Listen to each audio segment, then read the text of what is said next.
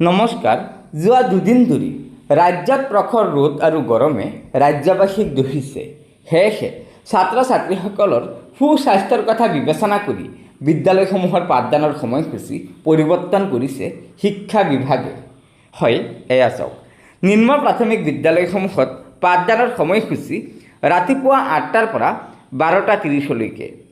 ঠিক তেনেদৰে উচ্চ প্ৰাথমিক বিদ্যালয়সমূহত পাঠদানৰ সময়সূচী হৈছে ৰাতিপুৱা ৮টাৰ পৰা 1:30লৈকে আৰু হাইস্কুল আৰু হায়াৰ ছেকেণ্ডেৰীসমূহৰ পাঠদানৰ সময় হৈছে ৰাতিপুৱা ৮টাৰ পৰা 1:45লৈকে।